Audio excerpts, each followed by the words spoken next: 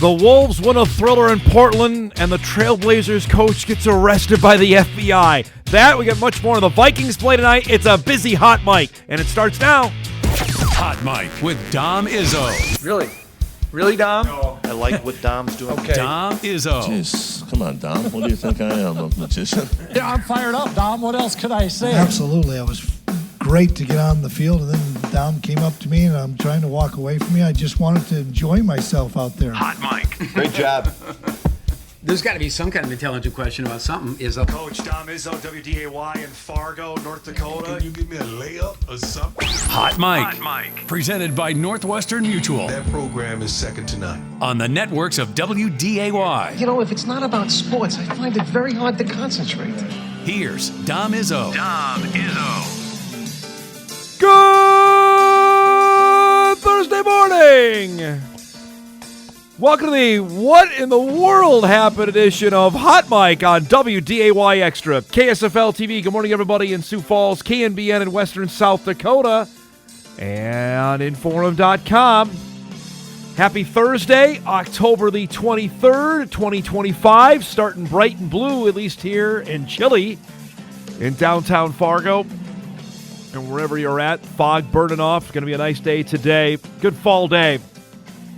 Getting ready for a Viking football game tonight. The Purple out west to take on Jim Harbaugh and the Los Angeles Superchargers after they lost to the Colts on Sunday. Vikings coming off their loss to Philadelphia, and who knows who's playing tonight. We know Carson Wentz is going to start at quarterback.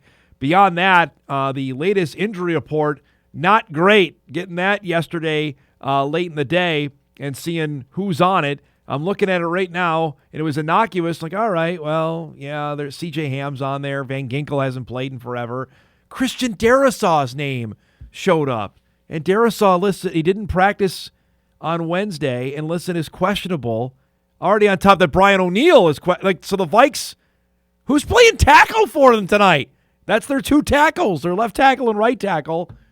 Last I checked, that's moderately important in football. The Chargers have also had their offensive line beat up. Their first-round pick from a year ago, Joe Alt out of Notre Dame, looks like he's going to play. And you've got Herbert who gets beat around, but there's the potential in the game that you could have two North Dakota State quarterbacks playing against one another, Carson Wentz and potentially Trey Lance. We'll see. Herbert never comes out of the game. Ask Easton Stick about that over the last 5 years. But we'll see for tonight for the Vikes. We'll get more on that coming up later on in the show.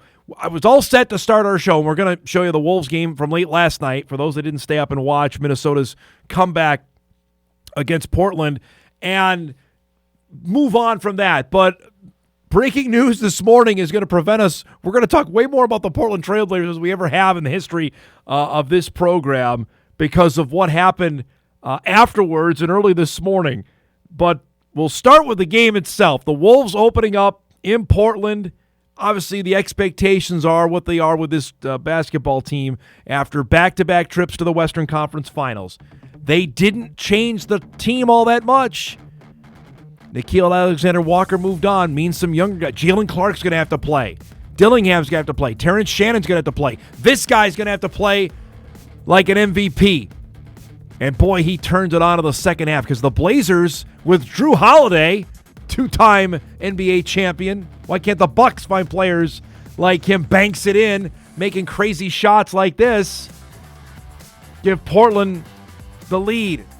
We move to the fourth quarter. Blazers are up 5. Corner triple, knocked down in the corner. Blazers lead it now by 8. But here comes Minnesota. Into the corner, Julius Randle. Remember how good he was in the first 2 rounds of the postseason? Drills the corner 3. Gets Minnesota within 2. But the Blazers get out in front. That slam there puts them back ahead by 8. 5-point lead. Another corner. Jaden McDaniels. Jaden McDaniels making big-time shots? Wolves are up now by 1. It's a Blazer 2-point little step back push off from Ant. Drills the 3. Wolves in front, 114 to 112. Terrence Shannon Jr., the drive, the putback by Rudy, who foul out of this game. Wolves are up 116-112. Now it's a 2-point Minnesota lead. I mean, this is the kind of stuff we're talking about. If he's going to be upper echelon, he gets loose, drills that shot, that ices the game. It's game one, and he's talking smack to everybody. He goes for 41, does Anthony Edwards, the most by a Timberwolf in a season opener ever. 118-114, Minnesota wins it. Randall goes for 19. Jaden McDaniels hit 3 threes. Again, how many times have we said this on the show? If Jaden McDaniels hitting that many shots, the Wolves are going to win ball games. It's just flat out. Terrence Shannon Jr. goes for 10 off the bench. You like to see that. Dante started at point guard last night. It was not Mike Conley. That was a move that Chris Finch made on purpose, but the Wolves win it. Nas held a 6. Nas played 20 minutes, Conley 13. Jalen Clark is going to have to play. Remember that surge last year where he was in when Randall was out and played really well, and then Shannon played 25 minutes. Bones Highland played 8. Our guy Rob Dillingham didn't play. I don't know what's going to happen for him to get on the floor. Wolves spent a first-round pick on this guy, and he can't get on the floor, but Minnesota wins it 118-114 to open up the season with a nice win. They go and play the Lakers coming up tomorrow night in L.A. Now, out of the game last night, just we're ready to break that down. Nice win. The Blazers are going to be better. Story this morning breaking. Shams Charania tweeted this out, I don't know, about an hour ago, 15 minutes ago, hour and a half ago, that Portland Trailblazers head coach Chauncey Billups arrested by the FBI for alleged illegal gambling, sources telling ESPN. And it goes on here. This is the story. I'll read it right off of ESPN.com. And this is ironic considering yesterday the NCAA allowed for all college athletes to bet on pro sports. That officially went down yesterday.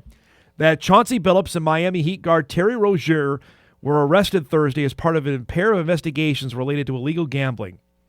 Rozier was arrested Thursday morning in a hotel in Orlando. He plays for the Heat. The Heat lost their season opener to the Magic when Rozier did not play due to a coach's decision.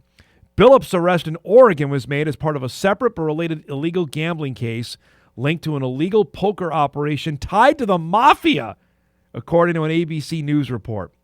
Billups is expected to make an initial court appearance later Thursday. Also, former Cavs player and assistant coach Damon Jones was arrested Thursday on charges that he provided inside information about NBA games to co-defendants who used it to place sports bets, according to ABC News.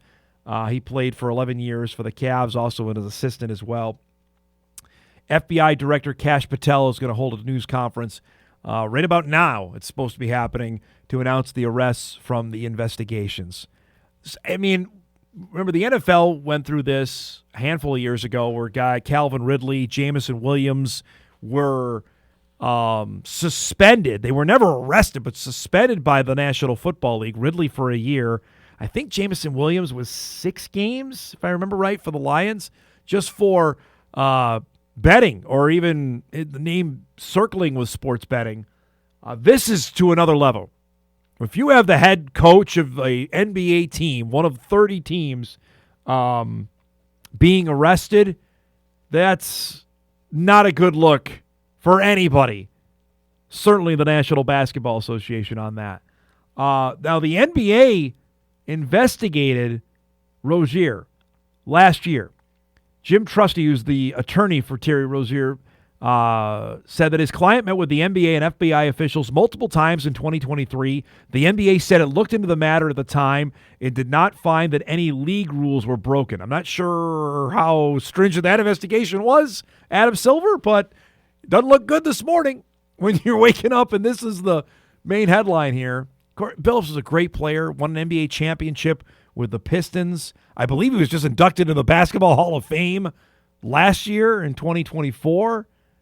So, again, we'll update this as it goes, but this is what we've been talking about with the preponderance of sports gambling, with how readily available it is, that there was only bound to have. Now, again, this doesn't look like it's tied to anything directly related with the games and teams and throwing games or anything like that.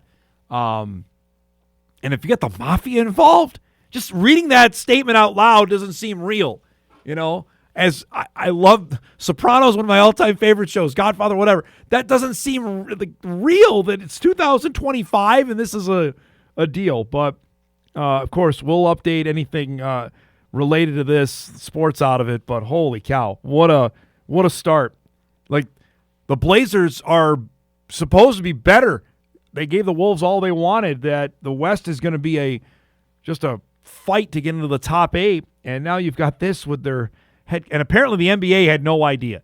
From what Shams was reporting this morning before I came down here to do our show, that there was no heads up given.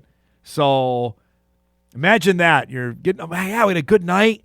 The NBA, Inside the NBA was back. It was on ESPN. It was a great night for basketball to see Charles and Kenny and Shaq and Ernie on ESPN. Like, we've got all this momentum going, and then bam, have this morning.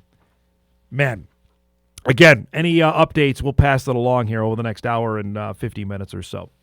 All right, before we set up the show, I begrudgingly put this topic in because last night we mentioned it on What to Watch. We had more weekday football. Conference USA is taking over this month. The MAC will get MACtion next month. And last night, Missouri State is playing New Mexico State.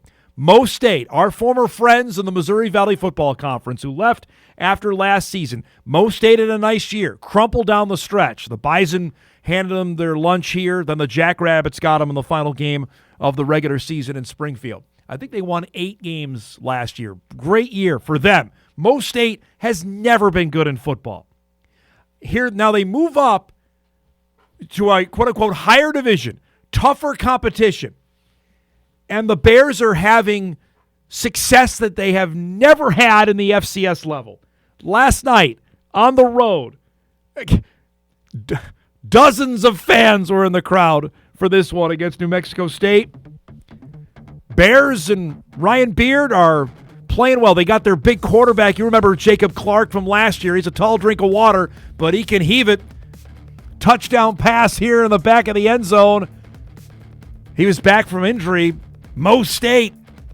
I like those helmets. Up 7 rip.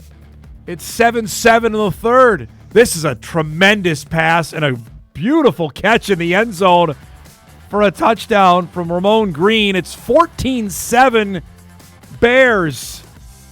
Yeah, break them up, Mo State.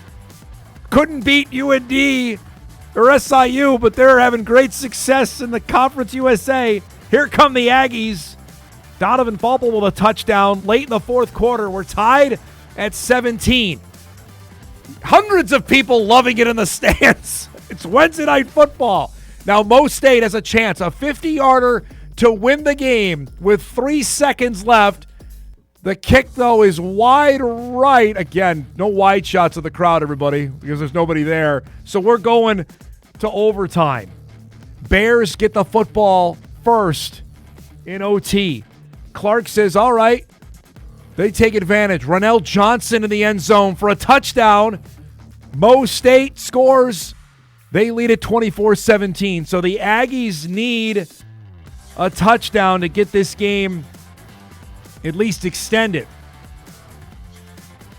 Watch this play to cinch it.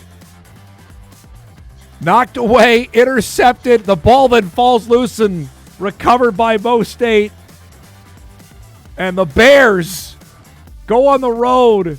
They never won on the road in the Missouri Valley Football Conference, but in Conference USA, no problem. They win it 24-17. They are now 4-3 in their first year of FBS football. Think about that. I mean, this team perennially was in the doormat of FCS, perennially the doormat of the Missouri Valley Football Conference. You think about the years Bobby Petrino was there. They were good in 2021. They nearly came up here. I believe it was 4 years ago to the day. Mo State was up here and should have beaten the Bison.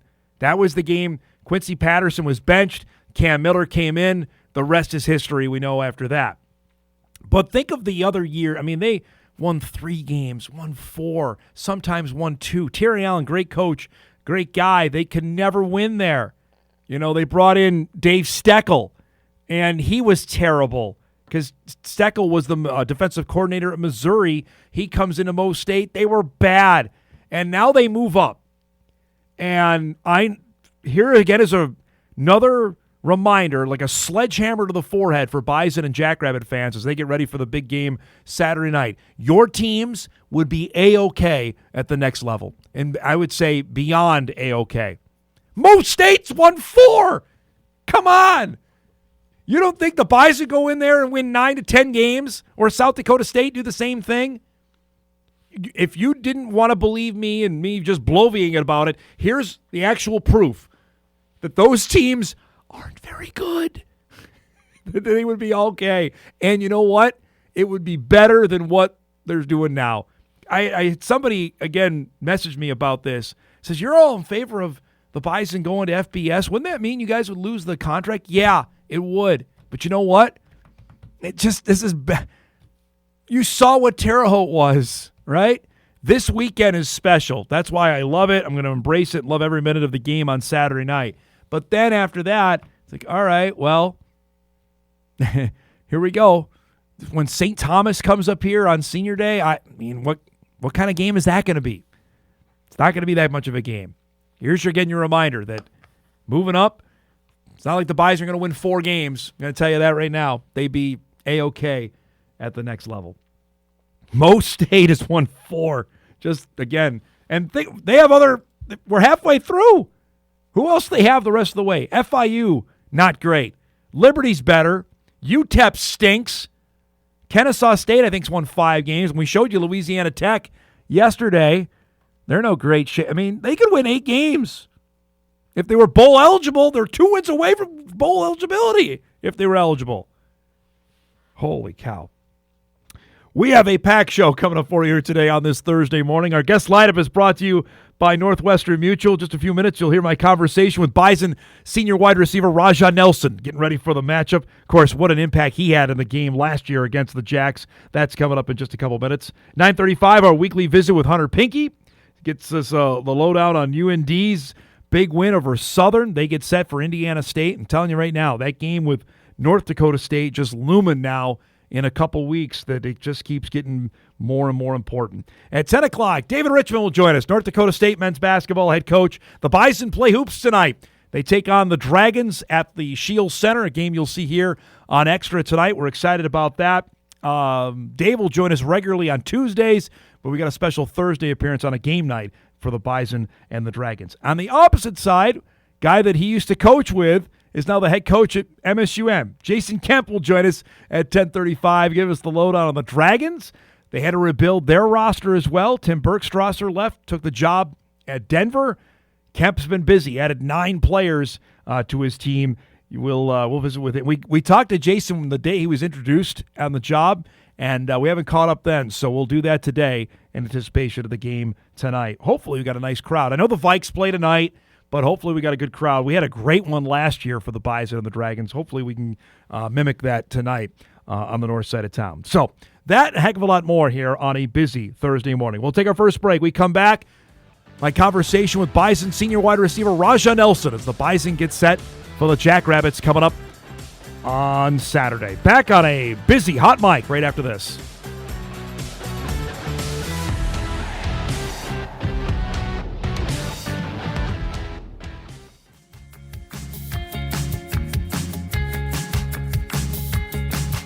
Off and rolling here on this Thursday morning edition of Hot Mic. Don't forget, of course, we'll be live in Brookings Saturday morning inside Dana J. Dyko Stadium for Bison Game Day. Join us at 10 a.m. on WDAY. The football game airs on ESPNU. You can still stream it on ESPN app as well. If you have the ESPN app, you'll be able to find it there. If you don't have the channel, you can still watch the game there. And then we've got Bison Postgame Live coming up afterwards on WDAY Plus to hear from the teams, the players. We'll break it down, all that good stuff coming up on Saturday night, wrapping up the game between the Bison and the Jacks. It is round 22 from the marker.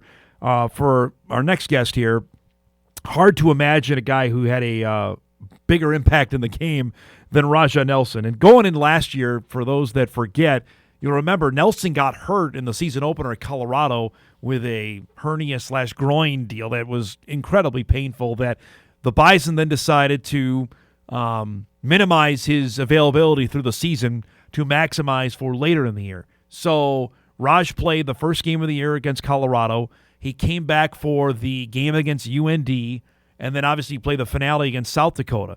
And by the way, he also played against South Dakota State, and what an impact he had in the game. He scored both touchdowns in the Bison victory over the Jackrabbits, including the game-winning score with just under 2 minutes to go in the win. And now he's back, obviously, for his 6th season. He's had a great year already, part of that illustrious Bison receiving corps that's had a huge impact so far in 2025. The one thing, though, he has not done in this 6-year career is win in Brookings. He scored his first collegiate touchdown down in Brookings. I had a chance to visit with Raj earlier this week to ask him about this game, coming back for his 6th year, and all that it entails of the Dakota Marker matchup. I mean, this game means a lot, not only to me, but, the entire team. I feel like as if both teams look forward to this game. There's a rivalry that runs deep within these two teams, but going into that environment, it's going to be very electric, loud, a lot of fans from both sides, and it's just we have that goal to win that marker. Oh, that's a pretty special place for you. You scored a touchdown there, I know, in 2021. Tell me about that. What the environment, what you're anticipating, what Saturday night's going to be like. With like scoring there, it was very, electric again. It was fun, but like I said, the environment we already prepare and know what it's going to be, but it's just going to be very loud. It's not just third downs, but the entire game. I feel like as if both fan bases are going to be very bought in. It's going to be a good ball game that both teams are going to provide, and it's just something that we've all played in before, so we're going to treat this as if it's another game.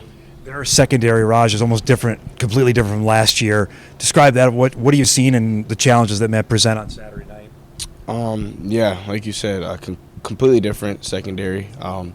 Bunch of new guys in there. There's a few of them that have been there, but just now getting their opportunity. But their coaches preach the same things. They're still aggressive. They're disciplined. They're sound. It's just a great outfit, But this is just where you gotta be good at the little things, and the fundamentals are really gonna show.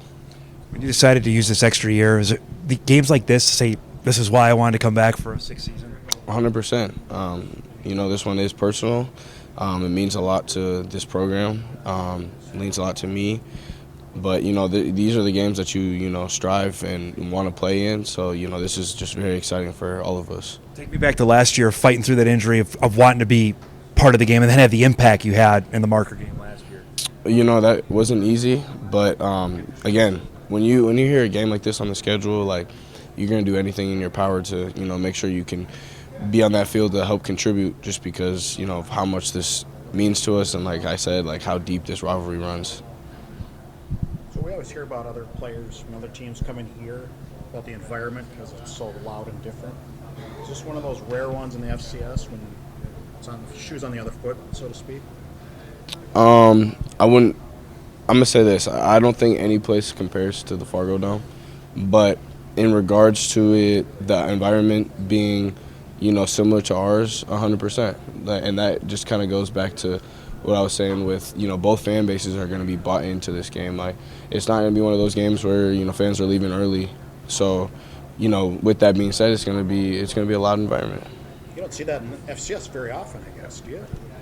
Kind of depends on where you're at. Yeah. Both Montana's, you definitely will. SDSU, you will. At the Fargo Dome, you will. But, yeah, it kind of just depends on, the game and, where it's at. I guess the opposite of last week. 180. Yeah, but I feel as if you'd rather play in a loud environment because coming from a player standpoint, you as a kid, you're looking forward to playing in front of, thousands of people. We all played in front of just our moms and dads. like that's not as exciting as, you know, going to play against thousands of people. So this is something that we look forward to. That goes back, that last answer on what Kolpak and I were talking about off the top of the show on Monday in reference to how the Bison got off to a slow start and there was no atmosphere there for the game against Indiana State. RaJa acknowledging that, yeah, that plays a factor in it as well, that obviously when they're going to have 19,000, and SDSU officially announced yesterday, last night, that it's a sellout, no surprise there, that the Jacks are at the point now with their crowd and home games where the Bison were in 2014, 15, 16, that you could not miss a game, that you had to be there, you were going to be part of the game and make yourself as valuable as you could. And clearly we saw that, I think, last year. The games here in Fargo, the regular season game was fantastic. The playoff game was dynamite. Each of them, and the crowd was a living, breathing part of that. I think that certainly could be a factor for the game Saturday night. The Jackrabbits are going to need it to be, in my opinion, because not knowing what the health is of their quarterback, even if Mason plays, and I fully expect him to play, it certainly doesn't seem like he's 100% to play in the football game, and that crowd can turn something. You look at the Bison with the game in Missoula in 2023. They had 6 or 7 false starts in that game. They were just out of it. I remember Cam Miller telling me in the offseason after that we were not prepared for the noise of that. There's only so much you can do. Now, granted, you don't have a mountain for the sound to echo off in Brookings, but it still can be loud. And the Jacks have got this win streak going. They've won 33 games in a row at home. It's a monster win streak. They have not lost at home since Northern Iowa beat them in October of 2021. Think about that, where we're at now with those programs, where Northern Iowa has gone this way and the Jacks are obviously at the very top.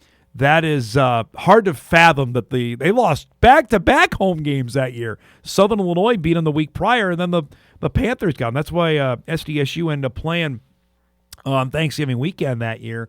It's hard to imagine now. They have not lost since. That includes 2 wins over North Dakota State during that span. It includes 2 wins over Montana State in that span. It includes an overtime win over the Coyotes last year in that span. So they have beaten everybody. It's not like they're beating chumps throughout this win streak. Although I will say, if they're able to get this one, that might be the best of the previous 33, if they're able to get the win on Saturday night.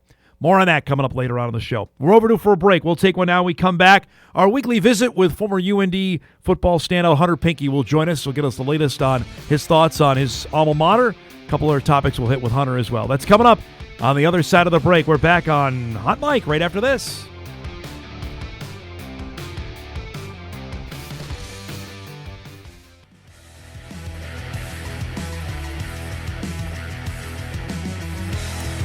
Welcome back, everybody. Off and rolling on a beautiful Thursday morning. We'll talk some Bison Dragon hoops coming up in our second hour. We got the game tonight here on Extra. We're looking forward to that. Looking forward to another football weekend. Obviously, we know the Jacks and the Bison and the Marker game coming up on Saturday, part of a busy Valley schedule. You've got Illinois State, USD, and a biggie going on in Vermilion. SIU's got Northern Iowa. UND is back home after its blowout road win over Southern Illinois. They've got Indiana State coming to town. It's time for our weekly visit. Former UND football player Hunter Pinke joins us. His appearances are brought to us by Northwestern Mutual. We appreciate his time as always. We were just visiting off air. First, great to see you, bud, that we were looking for answers. UND offered them authoritatively last week in Carbondale. Boy, I don't know how you guys have gotten used to road success down in Fargo, but it feels good to have some road success up in Grand Forks. So yeah, it was awesome, man. It's amazing the shift that has happened on the road this year. They just look like a different team. Even the performances that didn't end up with wins down in Manhattan and out in Missoula. His team has just been a grinder on the road. They've been playing really good ball. You told me this, I think we talked about it a couple weeks ago, from your days when UND would go on the Big Sky. Is it a mentality thing? You get one that can snowball into a couple more? Is that how it is? It too simplistic to say that? Yeah, it's a confidence thing, man. It's so mental of like when you walk into a place, are you thinking, man, we own this place. We're gonna play our type of game, or it's like, oh, we're in their house today. It's a total mindset shift. So I think you get one rolling and you're right. It just snowballs into the next. Well, because we're talking about this before you came on with the Bison and the Jacks game, and South Dakota State has made that environment tough to play, and they've won 33 games in a row, and the Bison have played everywhere. I'm really interested to see how that plays out Saturday night, where how the crowd can be as a former player. How can the crowd do that outside of just being loud? Well, I'll tell you what, some of the things that, you get told in the Fargo Dome from the crowd in the student section, that makes that a hard place to play. And I've never got the chance to play in Brookings, but I'm assuming it's about the same. And I think there's a thing. I think there's a factor with it being an outdoor stadium this far north. I mean, you're starting to get in the end of October, and they kind of take it as a pride thing of toughness, and I think that has something to do with it too. Is they're the only Dakota team playing outdoors at the Division I level, and they kind of take that as we're tougher than you. So I think that it's a mental thing for them. That's a good point on that. I know a few years ago when they played Montana State, it was -20 out there. They thrived in that, and they blew out Montana. And it's Montana State who also plays outdoors, and that was one-sided there. Let's get back to what we saw. Sawyer Seidel was great at 4 touchdowns in the win. Now UND's at 5-2 now, knowing full well everything's in front of them. Hunter, how do you think this has changed their own projections? Like, hey, we still have the Bison and the Jacks coming to Grand Forks, that the whole season still lies in front of them with what's to come over the next month. As fans, we get to sit back and we go, oh, we're looking forward to this, and we got the Bison, the Jacks coming up, and conference championship. But I guarantee the message inside that locker room this week is, man, we got to take care of Indiana State. It's a Missouri Valley game and holds just as much weight as the games with the Jacks and with the Bison. And so, man, I've been on the team that lost to Idaho State at home. And man, that can really throw a wrench in your season. And so just because, it might not have the marquee name doesn't mean that a Valley game just isn't as important. I think Eric Schmidt and that coaching staff will make sure that message is loud and clear. Yeah, let me ask you that. As a former player, knowing, okay, here's a team we know we should beat. How difficult is that mindset, though, to focus on, we have to do this, we can't overlook anybody? We hear you guys say it when we ask you in the media, but how difficult is it as a former player to actually live that out? It's tough because, make no mistake about it, the eyes are on those rivalry games against the Bison and the Jacks. As a player, you try and focus on what you have at stake in the current week, but there's no doubt about it that when the Bison come to Grand Forks, you're a little bit more juiced up. So it is hard, but I will say it's one of those things that, man, your mind's swirling before the game, and then once the whistle blows, you're just playing ball again. And so the hard part is before the game. Does the game gets going, it's just another game. Now back home here after a road win like that, just confidence-wise, what does that do for a team saying, okay, we've shown it from game one that, frankly, we should have beat Kansas State? That how different does this team look to you from what you saw in Manhattan to what you just saw last week in Carbondale? I think there's an identity to this team. They figured out kind of who they want to be. And defensively, each game, I think I see improvements each game. And anytime you bring in a new scheme, there's going to be some adjustment period. I think I just see more consistency of eyes being in the right places and big plays. Man, that fifth defensive back in that 4-2-5, whatever name they want to use it, there's lots of names for it, but that rover type player, Johnny Wiltshire, has been so good. And a big time sack on it was a 4th and 10. He sacked him for 15 yards, completely flipped the field. UND goes down and scores to get their 3rd touchdown of the game. I mean, that was a huge play coming from a new position on the field for that defense. And so I think the defensive familiarity has been evident as the games have gone on. How different is that as an offensive guy to try and account for one more defensive back or a rover out there, not knowing exactly where he's going to be lined up? Yeah, he moves all around, and a lot of times he'll be playing in that apex, but he is really a Swiss Army knife. And as a tight end, we get to see those guys a lot. Because in our outside zone schemes, a lot of times they'll be added into the box and you'll have to account for them. But sometimes they're not in the box. And do you put them in your count or do you not put them in your count? And now they're blitzing, but now they're back in a cover 3. They just move around so much. It's tough to prepare for as a guy on the line of scrimmage. Teams often is this a more common defense that I know of, or is this pretty rare still from what you know? Well, you know, it's interesting.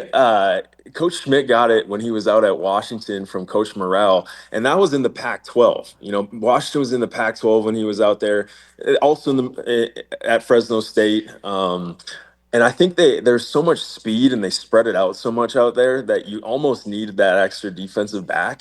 Now, obviously in the Valley, it's a lot more power, pro style.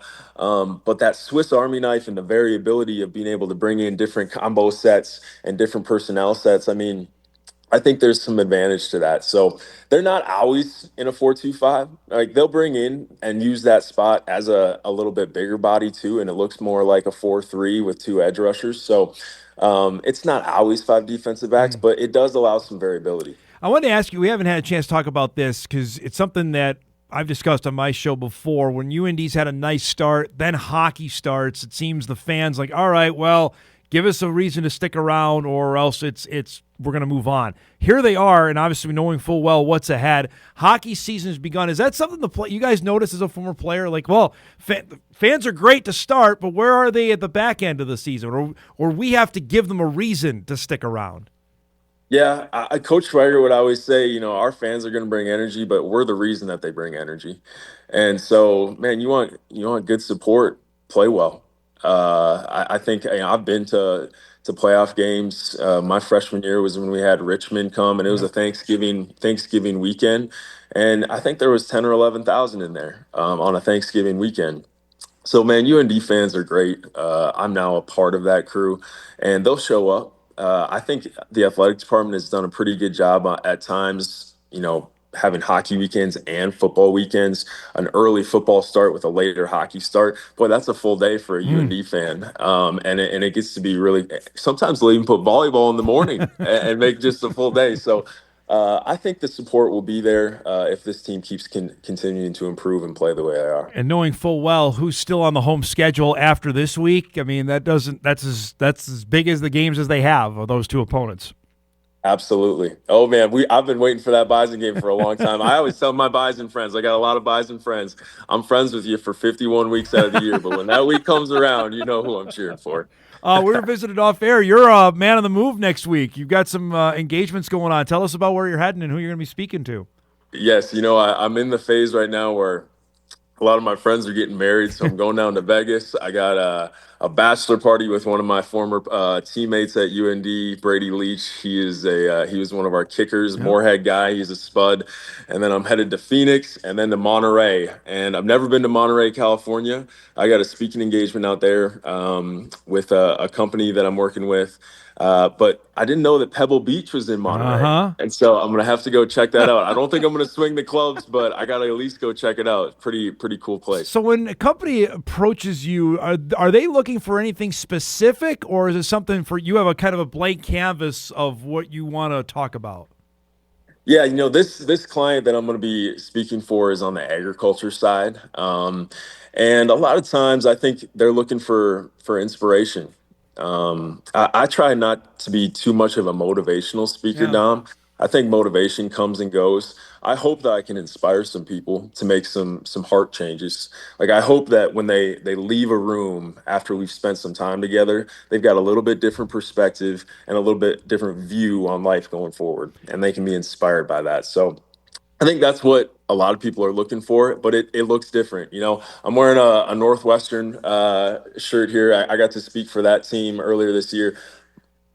Me talking to Northwestern is going to look very different than me talking to this group out in California. Completely different audience, but the message is going to be similar. So I'll just deliver it in a way that hopefully can relate with them. Do you have a time frame that you write to, or you just or is it off the cuff? How do you do that? I have a general time frame. I don't always hold to it. I know that routine. I usually say right about an hour. Okay. And how that breaks out, usually half of it is telling a story so that they can relate with it and getting the audience to trust you a little bit, and then the other half is telling them what's worked for you and maybe it can work for them. That's a lot, man. I can know like 15 minutes is an hour is just. Did you have to test it out? Like, okay, I know this goes this long, or you look down like, boy, that was only maybe 20 minutes, and I need to fill another 40. Yeah, you get used to it. I've only gone way over one time. I told somebody, I'll be about 50 minutes, and I was at 75 minutes when I looked, and I said, man, I'm really must have got going there. So you kind of have a good internal clock. But how it all started, Dom, was, man, I started speaking in high school with the FFA Creed. That's how it all started. And I think back now, I'm talking with multiple teams across the country and different organizations and groups. And I sometimes think back to the roots of like, man, all this started by starting with a line of, I believe in the future of agriculture in a freshman year in FFA. So it's not much has changed in regards to the intent and my delivery and tone. What I was getting taught back in freshman year is the same things that I use today. Man. Good stuff, bud. Safe travels in next week, and we'll talk to you then, okay?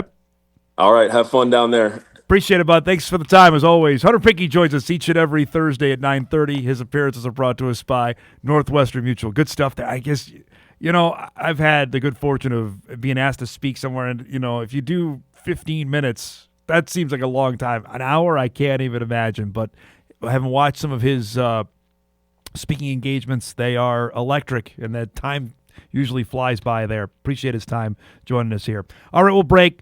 We've got some updates going on from the press conference of the FBI in the basketball investigation with the Mafia. Just again saying that. We'll relay a little bit of that, and we'll wrap up our first hour. When we come back on a busy Thursday morning, Hot Mic returns right after this.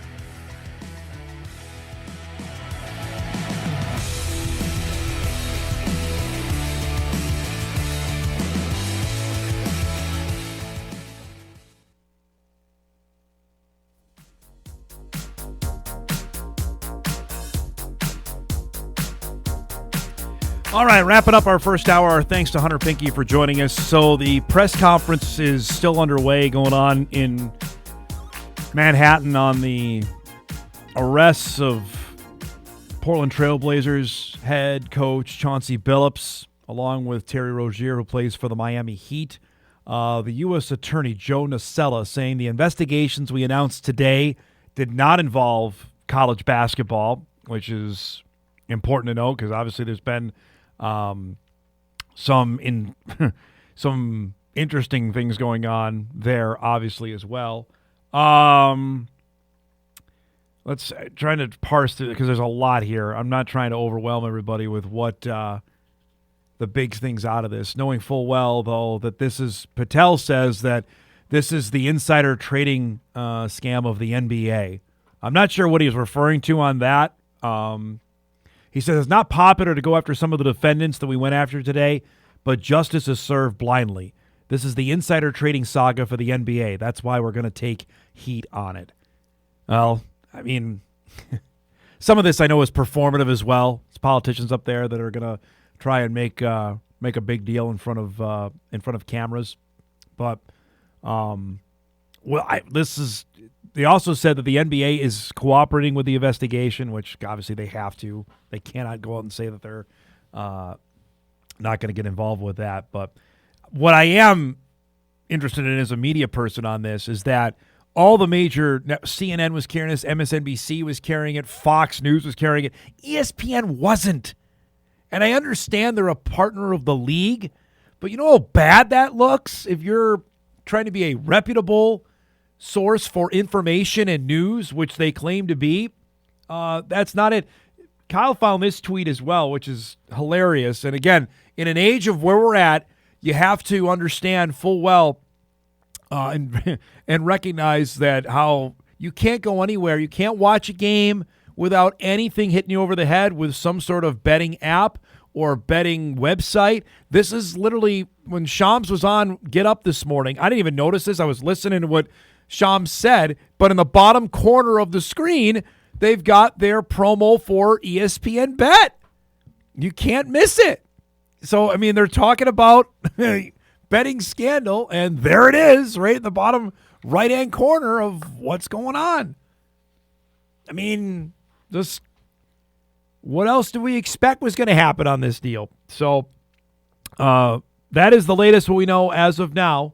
And I mean, the crime families that were the Lucchese crime family, the Genovese crime, these are like, we hear of these in movies and stories. Like, this is what involves that. It just cannot wrap your mind around this is literally happening in 2025. But that's the major sports story today. On the third day of the NBA season, they are embroiled in scandal, and it is not a way to get your season started by any stretch of the imagination there. We'll update when we have more information as the show rolls on. We'll break here, though. When we come back, we'll start our second hour. North Dakota State men's basketball coach Dave Richman will join us as the Bison get ready for their second exhibition game tonight against his old friend Jason Kemp and the Dragons. It's coming up when we start hour 2 right after this.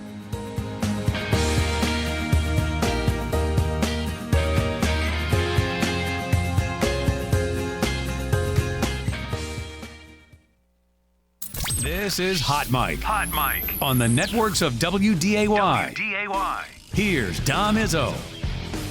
I think just like Dom's outfit, they're not always pretty. Sometimes they're really ugly. But Just been all over Amazon and just about every site looking for these mustard pants.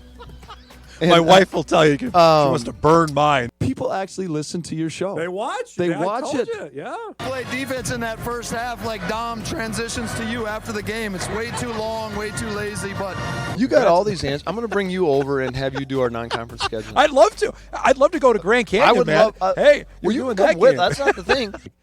I love when you're on Dom. You're so transparent. And I'm like, so two things are happening. That one, people are watching your show, listening. yes. Right? That caught me a little off guard. I'm just being honest.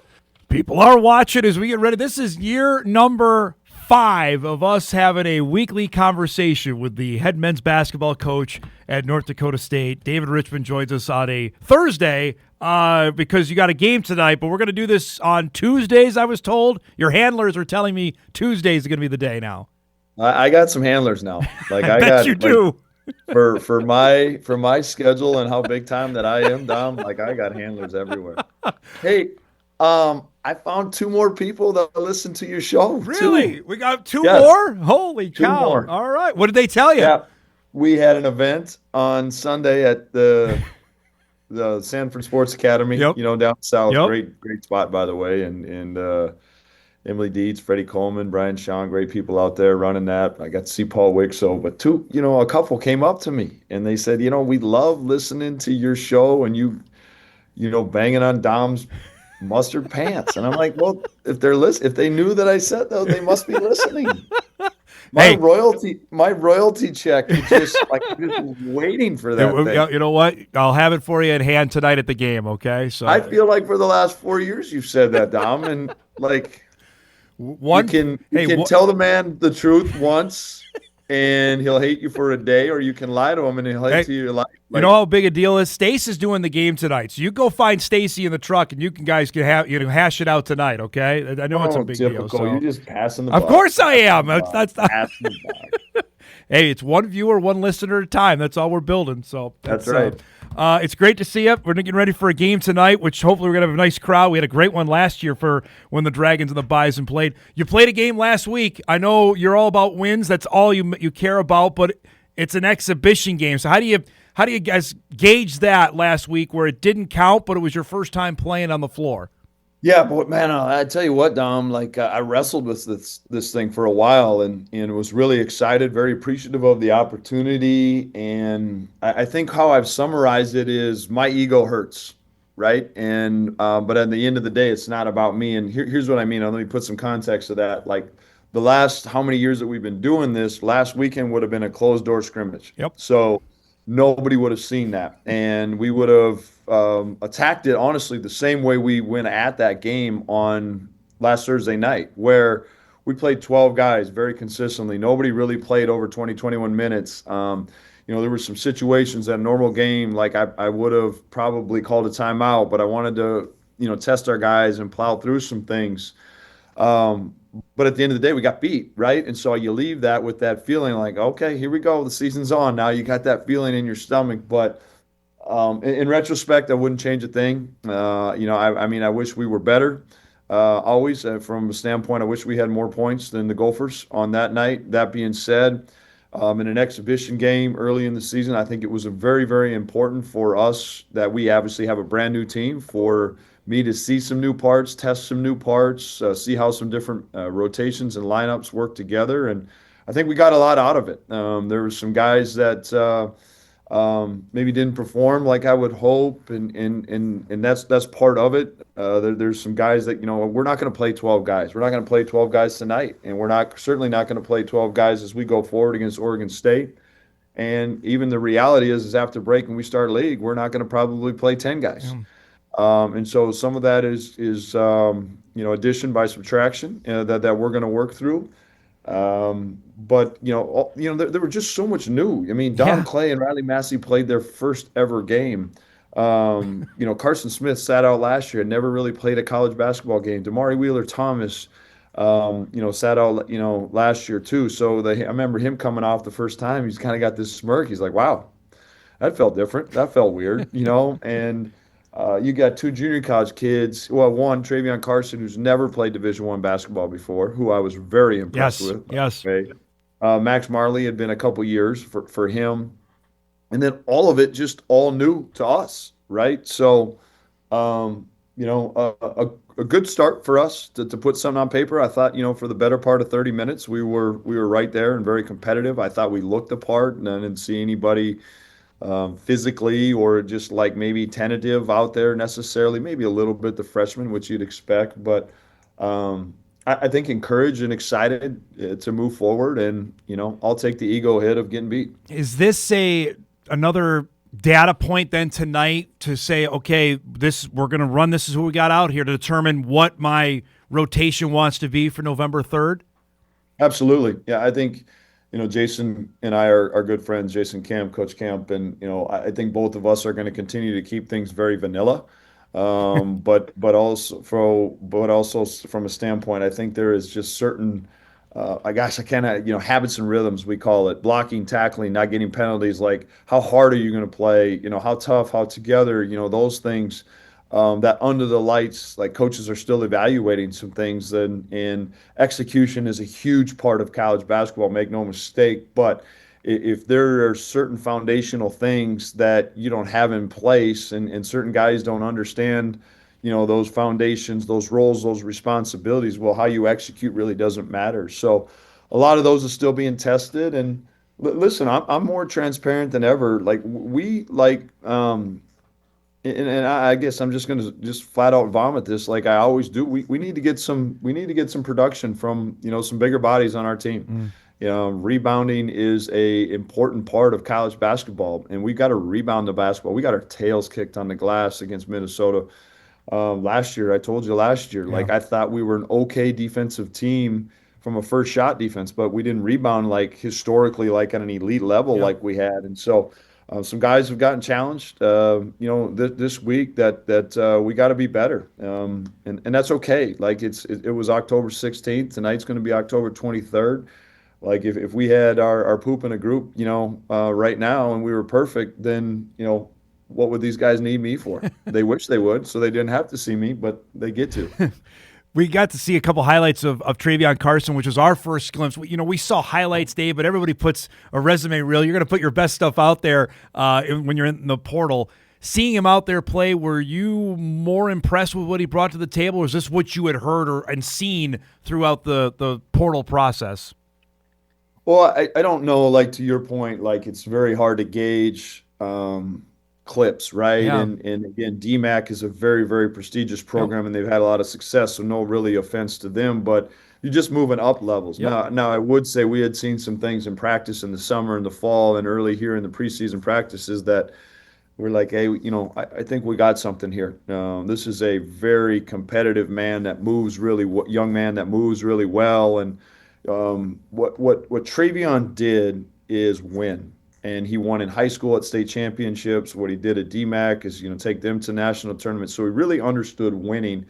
What we had to encourage him to do a little bit was part of helping us win and him win at North Dakota State would him be assertive. And what I mean, sometimes, you get confused a little bit with, Jones and I were doing a home visit with one of our commitments last night, and we talked about some of those things. Assertion doesn't mean being assertive, being aggressive doesn't mean the number of shots you take. It means just, how on the attack are you playing? And I was just really impressed with TC. He catching and ripping and attacking, and he made some shots, which is encouraging, but he got downhill, he got to the free throw line. Coach Strage talks a lot, Luke talks a lot about igniting our offense with paint touches. And TC's got the ability to do that. And I still only firmly believe he's scratching the surface. He's got a strong athletic frame. He's got a chance, Dom, to be one of the better two-way players that we've ever coached. You were talking about that's pretty high praise there. So keep an eye on number 0 out there tonight.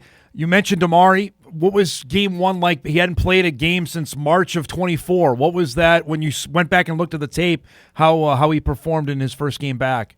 Yeah, like Jones and I were talking about it last night. I just get goosebumps. Like, I just love the kid, man. Really appreciative of his approach and what he's been through as a Bison. And in this day and age, like you said, like, there's no secret. I'm sure he had people sneaking in and talking to him about, but he decided to come back. And could he had a different dollar value somewhere else? Maybe, possibility, but there's still something about that young man that wants to leave this place a little better than he found it, a legacy. And that was fun. That was all part of it. Like I said, he's coming off that first time. It was like, whoa, that felt a little different.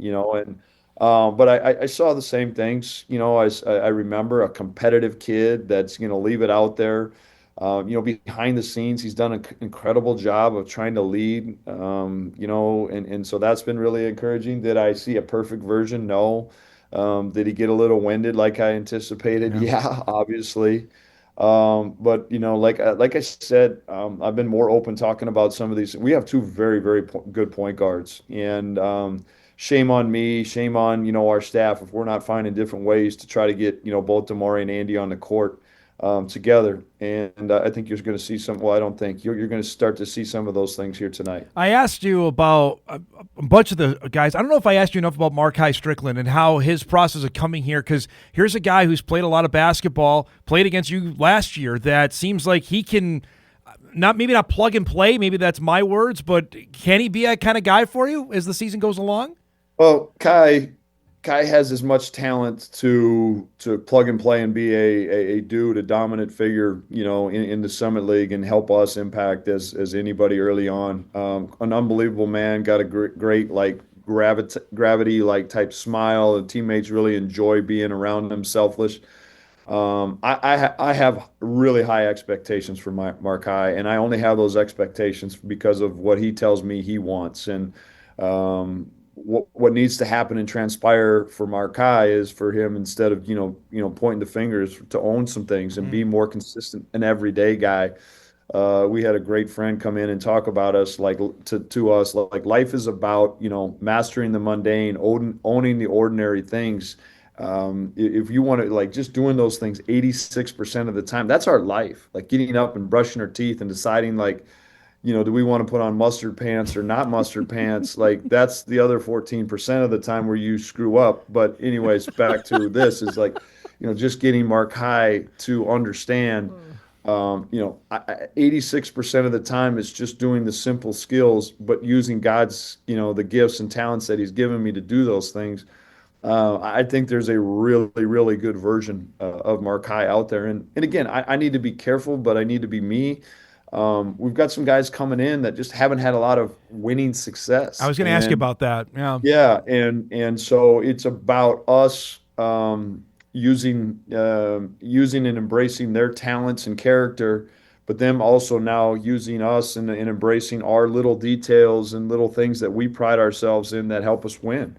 And you got guys like Kai, you got guys like Emil Skuda, that are working through those things. Unbelievable young men, unbelievable individual talents that are working to find the little things to be successful as a player and a program, the little things that can help take them to the next level, and obviously us. Last thing before we break, and we'll have Dave for a few more minutes after that. Because I was going to ask you about, because in basketball, you can have personal success if your team's not very good. And in this era of the portal where you got, well, I'm going to go put up 20 and 5 and go and then the portal make some money. How difficult is that to integrate into a culture, team you want to win, be successful, but also transfer those stats over, if you understand what I'm asking? Yeah. I don't know if, it's such a valid point. Is, we try to do a great job of vetting. Like, we understand, like, these guys came here for a certain reason, to better themselves and to play more college basketball, right, and do those things. Yet, like, we still have a responsibility and obligation to NDSU men's basketball to move it forward, and that's to win games. And but our message to them is we're listening. As much as they're listening to us, we're listening to them. What do they want? What do they want to get out of these things? And that's certainly part of it. I think the easy part for me is because of our successes, because of the individual talented players that we've had in our program, you spend more and more time with GMs and coaches at different levels and agents, and winning matters. And I think there's a prime example right now of Tyson Ward and Rocky Cruiser that are having. If you look last year, their numbers there wasn't like they averaged, 30 and 17, but they were very impactful players on good winning teams. And because of that, now their individual brand and value went up, right? And they're at different places. And so that's just it. It all transcends. Like I've said this many times, all teams, including bad teams, including losing teams, have a leading scorer. And if that's what you want to be about, like, we don't want to be about you. And it's all about I just sent our guys a text the other day. Christian Braun just signed a Dom Izzo type contract, $125 million. And he was never like the leading scorer in his high school team, his college team, and all these things. But he embraced his role. He won a national championship. I'm sure he won a high school championship or came close to it. Like the Nuggets, he helped them win. And I just think that some of those things are lost as we stare at the sun so much and we focus on, just an individual talent. Like I'm a big fan lately of SGA, Shai Gilgeous-Alexander. Like, he's a dude. He is so good. But OKC wins too, right? All the time. That's all they do. We'll break. We come back. We'll chat more about the scheduling of exhibition games, and we'll go down the memory lane with Dave and Jason Kemp, which will be fun. That's coming up. We come back. Other side of the break. Bison and the Dragons coming up tonight. We're back after this.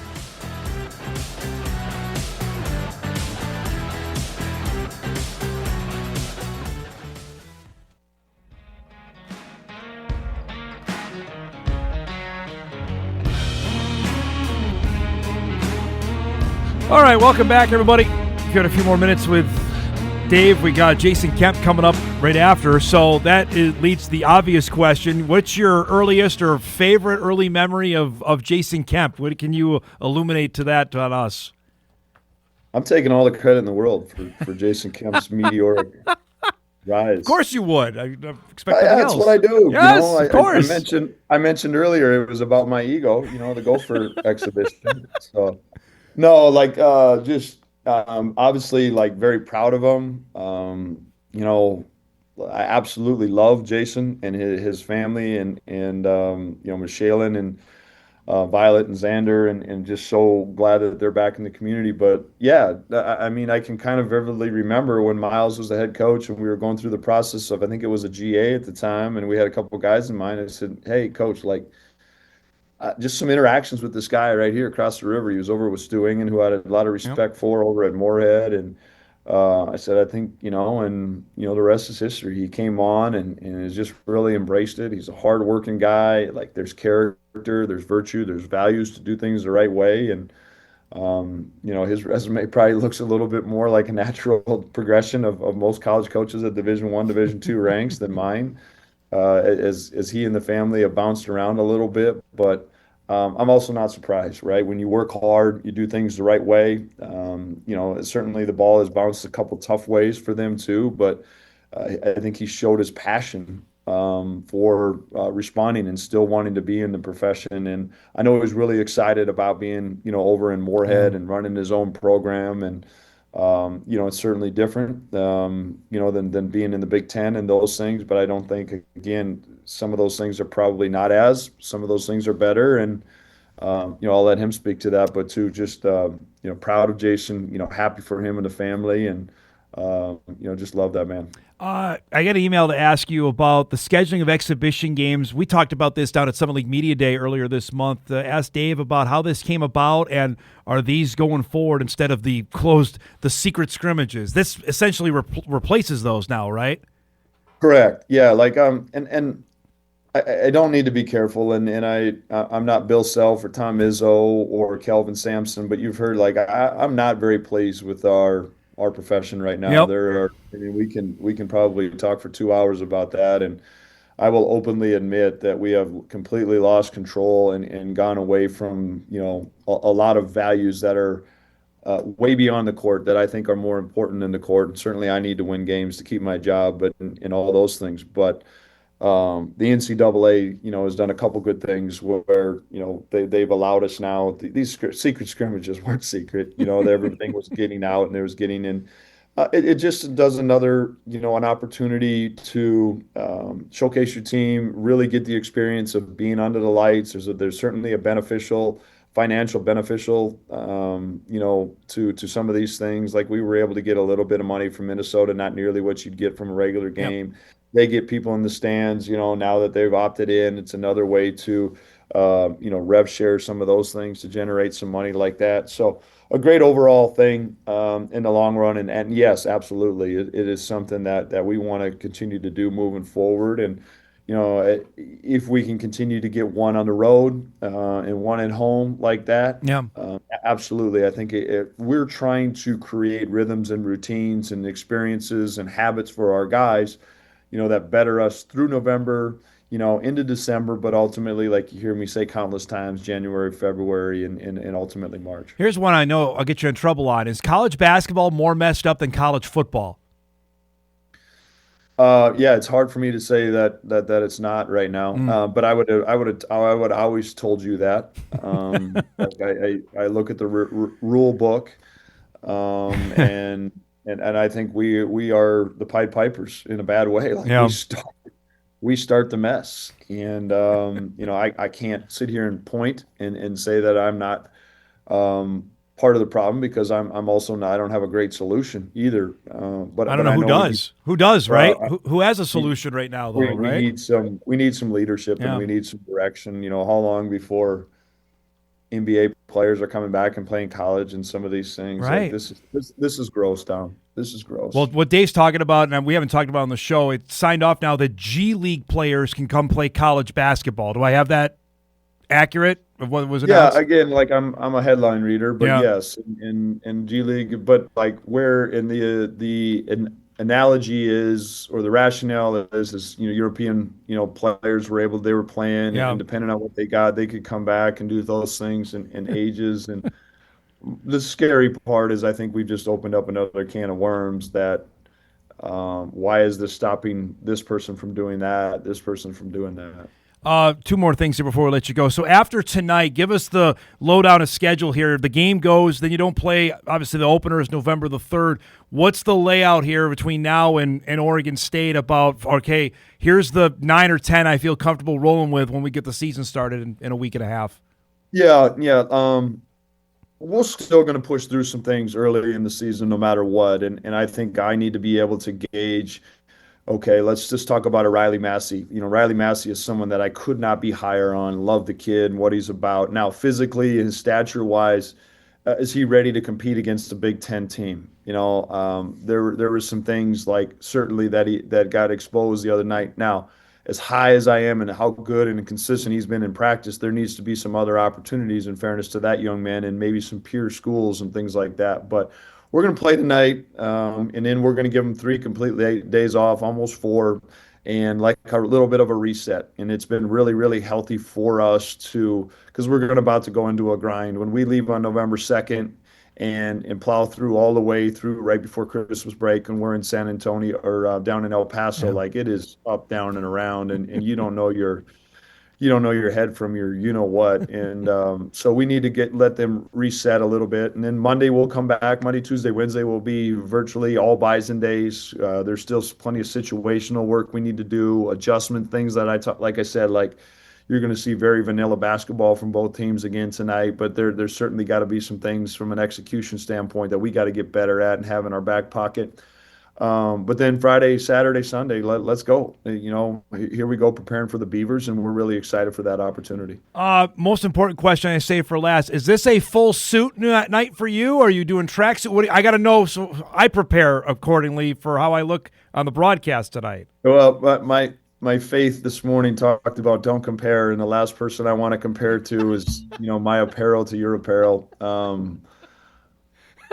And that just was so easy to say. Just a layup. I just did an alley-oop for you. That wasn't even a layup. It was an alley-oop, man. Oh, that was the way I shoot free throws, that was a technical free throw. You're not answering the question, though. So are you saving the good suits for later in the year or what? I'm going to roll quarter zip with slacks and the Under Armour. Hey, the jerseys look sharp, by the way. The new Under Armour what did you make of those? They look pretty sharp. With what's that? The new Under Armour jerseys, they look pretty sharp, don't they? Sure. Did you see me with like the chain and all that too as we were doing some of the things? I did see that. Yeah. With the kids. Yeah. By the way, when does the Twitter lockdown start? Is it after tonight or when? I'm going to keep going with that. Really? All right. Yeah. I like that. Nobody. Twitter is more like Dom Izzo. Like there's just that's a little bit old school, like I've been Instagramming lately. Oh really? Wow. Yeah. Hey, proud of myself for Instagramming. Thanks for the time. We'll look forward to doing this every Tuesday, bud. Thanks so much for doing it. We're doing it Tuesdays at 10. We're going to do this. So hey, all right. There's going to be a Monday, and then Tuesday, and then Wednesday, Thursday, Friday. There's no doubt about it. I'll see you tonight, okay? See you, brother. There he goes. Dave Richman joining us on this Thursday. His weekly appearances, though, will be Tuesday morning, during the season. We got Bison and Dragons coming up tonight. Speaking of that, the other side, we're going to hear from new MSU Moorhead head coach Jason Kemp will join us as they get ready to take on the Bison. Homecoming for him after his time at NDSU. We're going to do that other side of the break. Back after this on WDAY Extra, KSFL, KMBN, and Inforum.com.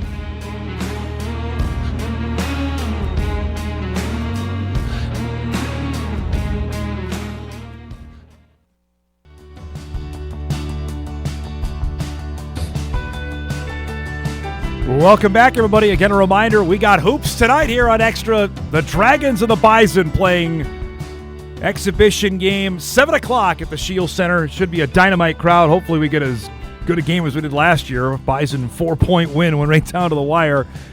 Expect nothing less when those two teams get together. All right, so we had the Bison perspective as Richman went on and on and on. Now we actually get a good interview on the show. First-year head coach at Minnesota State University Moorhead, Mr. Jason Kemp, is good enough to join us. Jason's going to join us regularly after the first of the year to chat some NSIC hoops. First off, bud, it's great to see you. Second, I don't think I've asked, where were you in the pile when Woodside hit the shot? Were you under the dog pile of people trying to get him out of there and extricate him out of that? Where were you there? I was in a coma, sitting on the bench in the same spot. I couldn't move. Yeah, that was a wild moment, and I've actually walked in there a couple times to the Shield Center to go see Dave or whoever, and looked at Woody pulling that shot, and it takes me back to that moment. I literally, when everybody stood up and jumped and were yelling, I was still sitting there.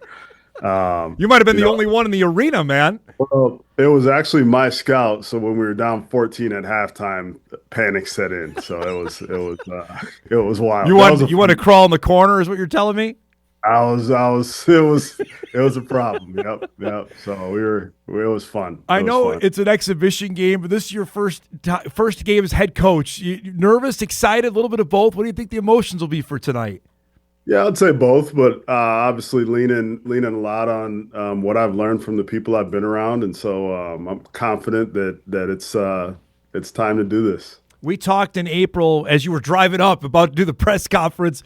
Have the last 6 months been just a blur? And just describe what this process has been like?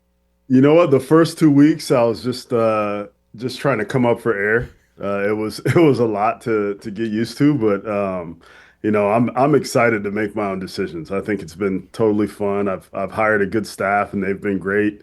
They're young and they're energetic, and they've got a ton of vigor, and so we're doing a great job. I'm excited about what we've built in the last 6 months. Those 2 weeks, Jason, are you just talking to the guys that are there saying, are you staying? Are you going or staying? Is that basically what the first 2 weeks on the job were like? Yeah, well, the 6 guys that were in the room, I asked them on the interview if they were leaving. Yeah. Because, a bunch of those guys had already took off on us. And so, and for good reason, obviously, they went with their coach. But, that was the question I asked them in the interview, just to see what kind of a project this would be. And they were all, they all said they were all in. And that's a testament to the culture that's been built here, because I think they love MSUM. All right, so then you've got to go build a roster. How much are you using your connections to, find guys in the portals and that would be good fits for what you wanted in MSUM?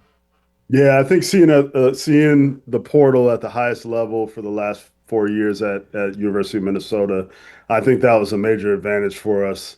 We were able to not only find guys through, whatever AAU agents, whoever it was, but also guys that fit what we needed, and also guys that had some sort of a tie to either this staff or the state of Minnesota, the local area. And so we were excited to get a group together that actually has embraced being here. And I think that's the main thing in the portal is, can you find guys that care about the Dragons? And I think we've got that here. How many connections did you have to direct guys? Like, I know this guy or know a coach of this guy. Was it direct or sometimes indirect with the players you added?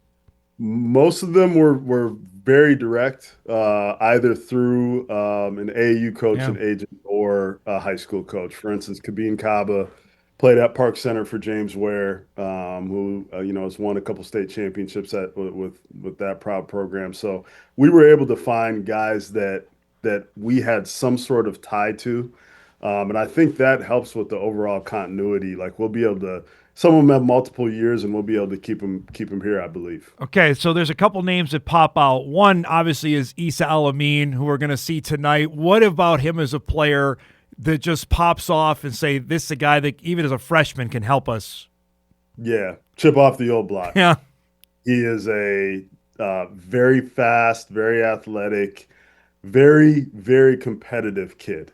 And if anybody remembers his father, Khalid, and the speed and pace he played with, and just the joy he played with on the court, Isa's got all that and then some. I think the most important thing with him is the trust that I have in him as a ball handler. It's hard to get to that point with, especially with the freshman. It takes years to do that. I could go back and look at some of the guys I've coached. Definitely one of them on the wall right there, Jason Preston at Ohio, that's been in the NBA, Ben Woodside. Like, those guys earned it really early, and I see some of that in Isa. We had Sam Hondel on the show before you got the job, after they won the state title at Albany. He was a dude. And again, as a freshman, 6'7", can he be a guy that helps you right away? He will be on the court. And I've stopped practice numerous times to point out the fact that Sam Hondel does everything right every time. His daily habits, he listens and responds, his processing, everything he does is an example to the rest of the team. And again, like that's something that's not typical of a freshman. And so he's going to be, if not one of the better freshmen in the league, like I think he's going to be a really, really talented player for us early on here. How about for a couple of your transfers you're expecting to play? What can you tell us about them that we're going to see on the floor tonight? They all bring something unique. I think we've got a mixed bag that I really, really like. Kabin Kaba, 6'9", fast, athletic. Tamaris Brown transferred in from IU Indy, and he's got a little bit of a Paul Pierce, Antoine Walker vibe to him. Good shooter, He's got a big body. He's 6'6". Landon Hacker is your typical, and Dave Shellhouse is going to love him because he's a typical Indiana? Yeah, run off a stagger, run off a pin down, and fire a three. And so we've got a bunch of guys that I really, really believe in. Dom Gooden's a ball in hand, averaged 26, 27 a game at his junior college before going to Northern Illinois. And so there's some guys there that I really think can impact winning. And so I'm really, really excited about what our group looks like. The challenge is getting everyone on the same page, moving old habits aside and having them buy into the habits that we need to have them have to be successful. How much were you banking, Jace, on the 6 guys that decided to stay about doing exactly what you just said? Like, we need the guys that return to be the basis of what we want to do going forward. Yeah, well, I told them from an approach standpoint, don't change anything. And matter of fact, I told them, teach me how you've won here. Teach me how you've won here so I can see it. Because there's a formula it transcends the head coach position.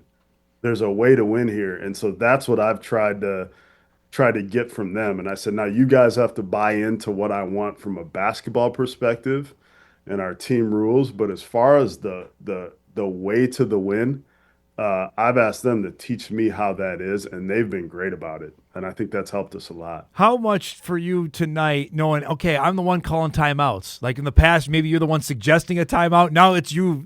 Just to describe that, like I'm the guy that it ends with me. I got the whistle. It's all on me now. Yeah, no, it's fun. It's great. And I've one of the first things I did, I talked a lot to Rob, our director of officials. When I got that rule book, the NCAA rule book, even though I know the rules backwards and forwards, I read it front to back. I want to know like how many timeouts I have. Yeah. The interesting one now that's coming into play is that we get a challenge. Yes. Right. And so that one adds another layer of, okay, how does that work? So I've spent a lot of time just like not just knowing the rules, but actually like studying for the test.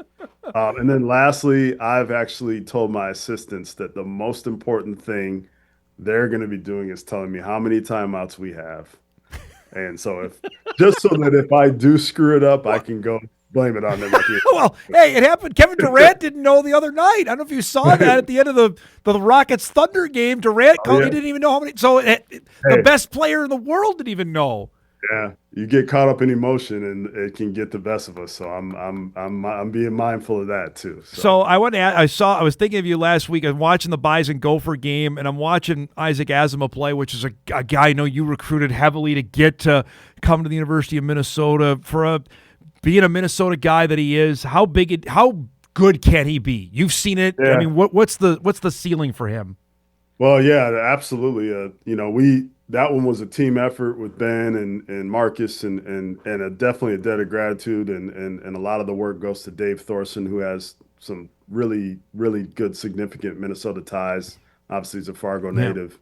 But coaching that kid, he's another one that at a young age was well beyond his years. I think he has a bright future. There's no doubt in my mind one day, like these guys on the wall back here that played in the NBA that I was fortunate to coach, like he'll be on that wall one day. He's a fast, athletic, smart kid. He just cares deeply about people and team. And I think that's what sets him apart. Whatever they did raising him in Cherry, Minnesota, like it's going to serve him well going forward. The photos on the wall, was that a distinct thing that you wanted to do for your guys coming in, or I'm assuming for recruits coming in to talk to you? Yeah, I think the purpose of that is just I really believe your daily habits take you far. And I think those guys on the wall, the reason they've played at the highest level and played in the NBA is because of their daily habits and how hard they worked and their consistency. I want this to be a players program. I've got, one of the tests to see where we're at with that is like how much they're back here in our offices talking to us, how much they come to us and want to get in the gym. And it is awesome over here, what we've created. Guys are in the gym. They come in here and hang out after practice. We had a team meal at my house on Sunday during the Packer game, which was terrific because everybody, sorry, Vikings fan, everybody knows I'm a Packer fan. But we got to watch it with all those Vikings fans on our team. And I bet you enjoyed that. Packers won, Vikings lost. It was good. But after the game, they stayed for like another 3 hours. And my wife made the comment. My wife, Michelle, who put together the whole thing, was just like, wow, they didn't leave. They were here forever. And, that's not typical of your 18 to 23-year-old, scarf down the food and get out. They just stayed there and hung out. And I think we're building things the right way. I think they're learning what good habits are. And I think that's going to lead them even farther, whether that be in a professional career or overseas. I think we're on the right track there. Hey, before we go, is there a guy, if you're watching basketball, if you're watching the NBA, you got to stop and say, I want to watch this guy? Like, maybe not in the obvious ones we know of, like a Steph, LeBron, Ant now. Is there one that catches your eye, like, I want to watch him play? Wemby last night was amazing. Is there anybody like do you stop everything to watch? Yeah. I really I like confidence. I like really confident players. So the one that comes to mind is Tyrese Halliburton. I think last year he really caught my eye just because of how much he believes in himself. And I think that's infectious. Yep. And that's one of the things I've tried to tell our guys, like, you got to turn your mind off and turn your heart on, because that's where your confidence lies. And so just watching him, I really believe that's what he is. It's just this confident guy that believes in his heart that he can beat anybody. And that's why he's gone so far. Side note, his first Division I offer was Ohio University. Is that right? It was. Yep. It was. That's we had him fantastic. down on a visit in Athens right when we got down there. And, yeah, we were his first offer when Saul was the head coach. So if you could call him up, you remember you're telling me? I would think he would, yeah. Ryan, we were all down there. That's so. Awesome. Was his dad wild then? Like he turned like we saw last year in the postseason? Yeah. His mom brought him down there to Athens. They drove down. So Dad wasn't there when he came down, but yeah, he's always been a pretty electric dude. This was awesome, bud. Thanks so much for the time. I look forward to seeing you tonight. Good luck, and look forward to doing these interviews once we get to January. Okay. Thanks. Should be fun. All right, there he goes, bud. Jason Kemp joining us, MSU Moorhead men's basketball head coach. Dragons of the Bison coming up tonight. You'll see it live on Extra at 7 o'clock. We'll take our final break. We come back. We'll wrap things up. We got a big sports there. It's a Viking game day Thursday. We'll get you ready for that and send you out the door. Hot Mike will wrap right after this on WDAY Extra, KSFL, KMBN, and Inforum.com.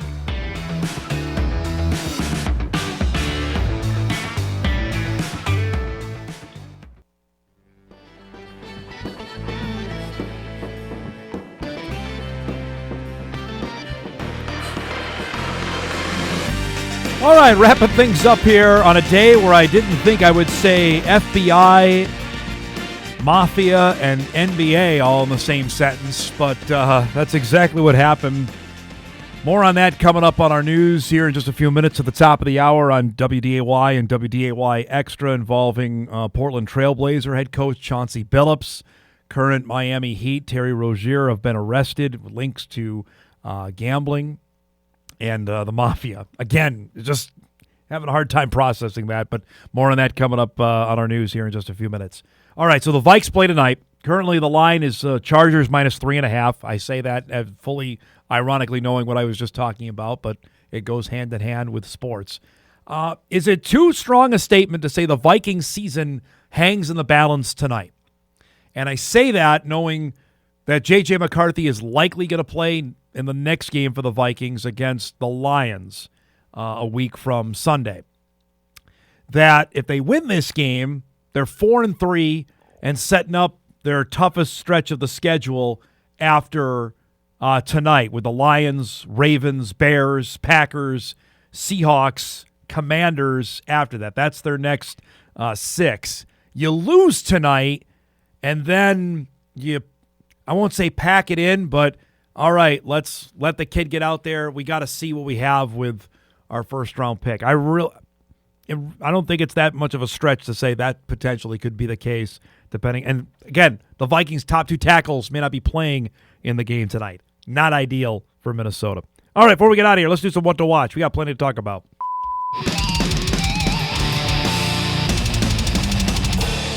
All right, so we got high school volleyball going on tonight. We've got Horace and Shanley. That's at 7 o'clock. That's on WDAY2 tonight. If you want to check out the Hawks and the Deacons, big volleyball matchup, that's on WDAY2. Obviously, we have the Bison and the Dragon men's basketball game. That's on Extra at 7 o'clock as well from the north side of town. On top of that, the Vikings play tonight against the Chargers on Amazon Prime at 7:15 for that. Thunder and the Pacers at 6:30, rematch of the NBA Finals. And we got some hockey tonight, Western Michigan and Michigan on the Big Ten Network at 6 o'clock. Our thanks to RaJa Nelson, to Hunter Pinke, to Dave Richman, and Jason Kemp. If you missed any of the show, you can podcast it later today at Inforum.com. You can watch a full replay on WDAY+. Looking forward to the Vikes and the Hoops tonight. We'll recap it all tomorrow. Thanks for joining us, everybody. Enjoy your Thursday. We'll see you back here tomorrow.